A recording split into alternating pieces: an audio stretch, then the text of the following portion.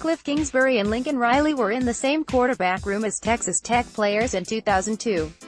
They'd coached against each other over the last 4 years. Their offenses both find grounding in what they learned from their old coach, Mike Leach. Kingsbury, the new coach of the Arizona Cardinals, has the first overall pick in the 2019 draft. Riley, the coach of the Oklahoma Sooners, has a quarterback he thinks is worthy of it. And much of the conversation about that quarterback, Oklahoma Dynamo Kyler Murray, and where he'll go in the draft, in the 10 days since Murray made the call to focus on being a pro football player, over a certain fortune in baseball, has centered on which teams and schemes might fit a 5 feet 10 inches-ish quarterback. It stands to reason that few people would be better positioned to know how the Heisman winner might work in a Kingsbury offense in Arizona than Riley. So I asked him the other day how he saw it, and he has little doubt, if the Cardinals would even entertain the thought, fit wouldn't be a problem. "Oh, absolutely," Riley said. "There is absolutely zero question about that. I know there are a lot of other steps in Arizona. Obviously, a lot of things would have to happen for that to happen. But I don't think there's any doubt. And part of that is I think Kyler is going to be a fit for anybody. Of course there are teams I'd rather see him with than not, and coordinators I'd rather see him with than not, just personally. But there's not any situation where I really fear for him. I think he's going to go in and do well. Would he do a great job with what Kliff's going to do offensively? I don't think there's any question." Kingsbury has been adamant over the last week that the Cardinals are sticking with Josh Rosen, the quarterback they traded up to draft last April with the 10th overall pick. "We'd have any reason not to believe him, for now. Maybe that changes. Maybe it doesn't. But the really crazy part is that we're having this discussion in the first place. And believe me on this, Riley is a big part of the reason why." In this week's game plan, I'll get to your questions on the draft's defensive line class, whether or not Dallas would pursue Antonio Brown, the NFL's decision to disinvite players to the Combine, and now re-invite them just for medicals, what players might ask for in the next CBA, and how Greg Schiano might make his presence felt in Foxborough. But we're starting with something I wrote last June, something anyone who's a regular here knows I've back-referenced a lot. The NFL is fascinated with Lincoln Riley. I have less doubt than Riley has on Murray that the OU boss would be a head coach in the league today if he'd declared in January that he wanted to be, and that NFL coaches will flock to Norman this spring to learn from him, just as they did last spring. 8 months ago he and I discussed all that, and what he's observed at the NFL level, which is an explosion of college concepts cribbed and fit to the pro game by forward-thinking coaches. As Riley sees it, based on NFL tape he studied in the downtime between the Sooners' regular season and the Orange Bowl, and what he saw during the playoffs in January, that's only increased in the time since. "It's growing exponentially each year," he said. "You see the similarities between the college game and the pro game. It's just becoming closer and closer, there's more and more each year. And I think it's evident, again, by the teams that were in there at the end. All those teams in there at the end, the top 6 or 7 NFL teams, are doing things similar to some of these offenses you're seeing in college. I think 4 of those 6 or 7 were the final 4 teams in the NFL playoffs. It's fun to see, it's exciting to see, and I think it's going to continue to grow. The reasons aren't hard to figure. I brought up the open-mindedness of NFL coaches, versus the way the league used to be, and he agreed that that's helped push change. I raised the speed with which coaches can get tape on other teams at whatever level, and he said that's a factor too. And while attributing the movement to a broader set of components, he referenced the NFL's Final Four, the Patriots, Chiefs, Rams and Saints, repeatedly as leaders in this area. Riley highlighted a couple things that NFL teams can't control. Another big underrated thing is the new hours rules. With the bargaining agreement, the more limited time that these NFL coaches have now with their players, both on the field and in the meeting room, Riley said. It's not exact, but it's much closer to the college model now, where you've only got so much time. And at the end of the day, if you're gonna pay some cat millions of dollars, or you gonna be patient enough, if you're not gonna do anything like he did in his college system, and his college system is so radically different from anything that you want to do. If you make everyone conform to your system, or you gonna be patient enough to sit there, pay him all this money and have him not ready to produce. The fact that these sorts of adaptations are working, of course, doesn't hurt either. And here's the thing, if you've got coaches willing to buck long-held conventional wisdom in one area, and crush it, as a result, it stands to reason that those same coaches might be willing to challenge the way things have been done in another area too. Which is where the 5 feet 10 inches-ish quarterback comes in. In 2017, Riley had the Heisman winner. In 2018, Riley had the Heisman winner. In 2017, at this point, no one had Baker Mayfield going first overall. In 2018, it seems a lot less impossible that an undersized quarterback would go that high. That brings us back to that thing the NFL doesn't control, the kind of football that is successful in its de facto minor league. And Baker Mayfield and Kyler Murray can offer as good a window into that notion as any scheme can. Mayfield beat out 6 feet 5 inches Davis Webb playing for Kingsbury at Tech, then won the OU job as a walk-on over 6 feet 5 inches 4-star recruit Cody Thomas, who, interestingly enough, is now playing baseball in the Dodgers organization. The 6-foot Mayfield was then succeeded by an even shorter quarterback, Murray. What's more, Riley says now he barely changed the offense at all in the transition. A few things, but I'd say 90 to 95% of it. It wouldn't have mattered to me which of those guys was in there, Riley said. There are actually a lot of similarities between those two, as far as how they processed, how they saw the game, making in-game adjustments, accuracy, decision-making. A lot of that was done at a very high level with both of those guys. What's inarguable in looking at all this is that size isn't the factor it was 10 or 15 years ago in how the NFL grades quarterbacks. But that doesn't mean it's a non-factor. A few scouts said to me last week that if Murray were 6 feet 5 inches and 225 pounds he'd be a slam dunk as the first pick in the draft, whether it was Arizona taking him or someone coming up to get him. When I asked Riley if he thought we'd even be discussing who the first pick would be if that were the case, he concurred, which is a tacit admission that size does, in fact, still matter. No, Riley said. Maybe we shouldn't be having that conversation anyway. I think it's a factor. But I don't think it's as big a factor as it's been before. I think people have started to see past that. No, we probably wouldn't be having that conversation. But where 10 or 15 years ago, maybe he's drafted in the 2nd or 3rd round or whatever, now, I'm gonna be shocked if he gets out of the top 5. The good news? That sort of progress has opened the NFL door for a quarterback the likes of which Riley told me he's never seen before. 20 years ago Murray might have come out of high school with that absurd highlight tape of his and changed positions, with some coach seeing a generational athlete thinking he's not big enough to be a QB, and wanting to get him on the field. That it hasn't happened yet, and no one is discussing it now, feels like a step forward in how football people think. It almost certainly won't happen, period, is pretty damn exciting, when you listen to Murray's coach break down his assets. The athleticism, the combination of the speed, the quickness, the feel for the game, and then also having a very accurate and twitchy arm, is a rare skill set, Riley said. I don't know that I've watched anybody play the game that has a skill set like this guy. I don't think there's ever been one. I think it's that unique. Just that whole combination, it's really something special.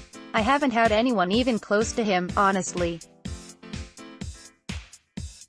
It's been fun to watch, and I think his best ball is certainly ahead of him. A generation ago we probably wouldn't have even gotten to find out. He probably would have been Charlie Ward heading off to the NBA, never to buckle a chin strap again. So a lot of Murray's situation is going to come down to which teams are comfortable with his size and are willing to build around a 5 feet 10 inches-ish quarterback, who is also facing legitimate questions about his ability to carry weight on his small-ish frame. I can't tell you which teams are or aren't in the Murray discussion right now. If you're listening to Riley, it's easy to conclude that Kingsbury wasn't just loo-holtzing it in October, and that he'd be on the list. Based on what we know about the NFL, and how people like Riley have impacted it, it's also fair to conclude that list is a lot longer than it would have been even a decade ago. There were probably some of the same questions when Michael Vick came out. "Here's this dynamic athlete, how will he fit in the NFL?" Riley said. And I think there are some strong similarities between Kyler's and his game, and there are some big differences too. It's a similar enough situation where that's a good comparison. With him being 5 feet 10 inches, would he have been as high a pick? I'll say this, I don't know if he'd have been such a viable option for so many different teams as he is right now.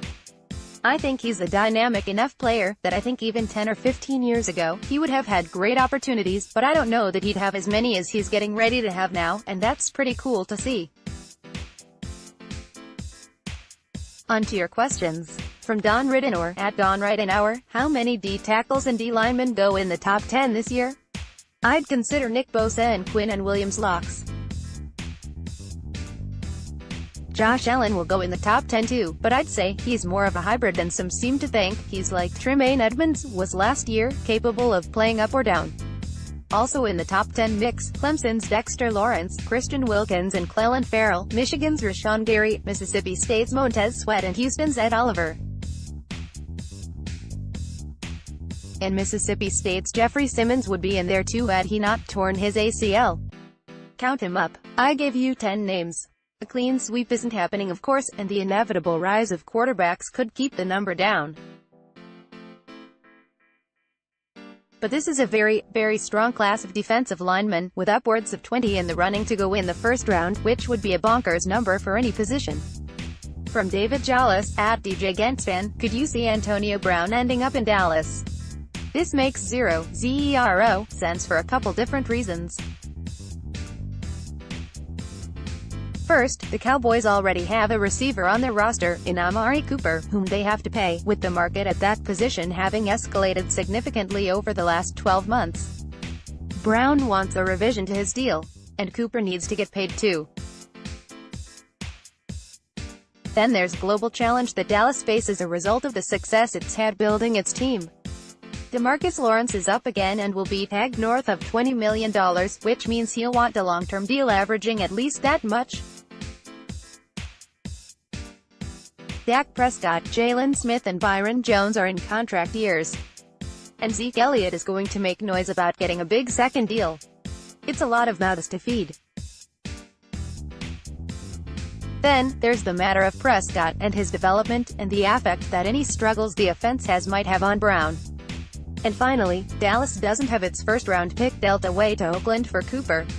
So yeah, you're probably better off forgetting about it. I think Earl Thomas is unlikely unless Thomas is willing to take less to come home. I think Brown is borderline impossible. From Football Guy, at Football Guy 69, which new coach's staff is most impressive thus far? Of the 8, I'd say I like Miami and Tampa the most, for a very simple reason, they're built with like-minded people. Bruce Arians coordinators Byron Leftwich, Harold Goodwin, Todd Bowles and Amon Jones all worked for him in Arizona and are longtime confidants of his. So there's no feeling out process necessary there amongst the coaching staff. And while Brian Flores' staff in Miami isn't quite like that, there are a ton of Patriot fingerprints on his group. OC Chad O'Shea was with Flores for a decade in Foxborough. Assistant quarterbacks coach Jerry Shuplinski and defensive pass game coordinator Josh Boyer came with him from New England too. DC Patrick Graham spent 7 years under Belichick, and with Flores there. Even special teams coach Danny Crossman came up under dyed-in-the-wool Belichick guy, Scotty O'Brien. Obviously having that kind of alignment doesn't guarantee anything. But I don't think it hurts.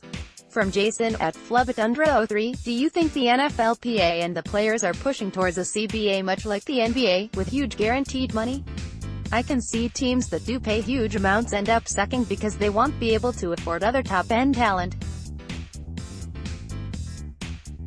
Jason, thanks for the opportunity to knock down a myth. NBA players don't have guaranteed contracts written into their CBA. No major professional sports league in North America does, nor do any of those CBAs prohibit fully guaranteed contracts. Things are the way they are because of precedent, and where negotiations between players, agents and teams have steered it. That's why Kirk Cousins' deal was so significant. Because that's how it has to start, with a single player putting his neck on the line, and creating precedent. Whether or not players and agents can get much past that remains to be seen. Part of the issue for pro football players, by the way, has been that there are too many of them in general, and too many specifically that are interchangeable with one another. From Andrew Fisher at Colts Fisher, will the new CBA address the discrepancy between the rookie and veteran salaries, especially at QB? Seems like teams would be better off trading away average franchise QBs after multiple seasons below .500 in an attempt to find an equally talented player for less e.g. debt. It's funny, because back in 2010 bloated rookie salaries were universally seen as a bad thing. But the truth was, they really weren't bad for veteran players. In plenty of cases, the structure of rookie contracts pushed franchise tag numbers higher and set floors for mega deals done for the older guys. Unfortunately, too many of us allowed bewilderment over guys like Jamarcus Russell getting rich to cloud our reason. We're obvious not going back there in 2021. But I do think the fair thing for players to ask for is shorter rookie deals. Football is not basketball or baseball. These guys aren't coming into the league as teenagers, and their lifespan as athletes isn't as long. So if I'm the union, I fight for unrestricted free agency after 3 years, maybe with only first-round picks signing for 4 years out of college.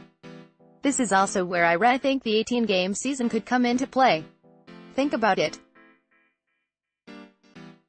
If they're asking a third-round pick to play 18 games, that means he has to get through 72 games, instead of 64 to make it to free agency, adding a half season of injury risk to the equation. So why not let him be free after 3 years, 54 games, as the compromise? From Kai Chung-ho, at Shi Chung-ho, revoking invitations to combine, one-time blip or trend? I've said it before. I'll say it again. Banning guys like Simmons in Louisiana Tech's Jalen Ferguson is asinine, and underscores the larger fight going on over the combine as an entity. The league views it as an entertainment vehicle, while the teams are battling to maintain its functionality. Make no mistake, this is not about an invite to the combine being a privilege and not a right. This is about the NFL not wanting its TV show to have to tackle sensitive topics. I'm with the teams here, in case you couldn't tell. The combine is for them to get baseline tests for these players on a lot of different levels, medical, athletic, mental and personal among them. And there's no one they need to see more in that sort of setting than the guys who have skeletons in their closets. In fact, I'd argue that the league is doing those players a favor by letting them skip the grilling they'd get in Indy. From Nick Koss, at CostaBoss34, at Pro Football Talk proposed waiving the waiting period for the Hoff for Brady and Belichick. Agree or disagree? Nick, I'm not against doing anything to honor the greatness of those two, because what they've accomplished will never be duplicated. So yeah, I'm good with Florio's idea. I also don't think we should even be comparing them to football figures anymore. To me, it's time to weigh where Belichick is against the Red Auerbachs, Scotty Bowmans and John Woodens of the world, and how Brady stacks up against athletes like Michael Jordan, Jack Nicklaus, Wayne Gretzky and Babe Ruth. From Fernando Macedo, at FMA Stockosta 30, how do you see Greg Schiano's influence on Belichick defense? Hey Fernando, I watched a lot of Schiano's defense last year. And Ohio State was as bad on defense as it's been since I got to school there 20 years ago. That said, in Schiano's first 2 years in Columbus, OSU was good, for the most part, on D. It's hard to say how much power he'll have to change what Belichick does on defense. But I can tell you what he was in Columbus, which was aggressive. They pressured a ton and didn't have any problem putting their coverage guys on island, which was, in part, about having better players than just about anyone else, and which came back to bite Schiano in 2018. Remember, Brian Flores was really aggressive too coming in, and that worked out. So we'll see where this one goes. Question or comment? Email us at talkback@themqb.com.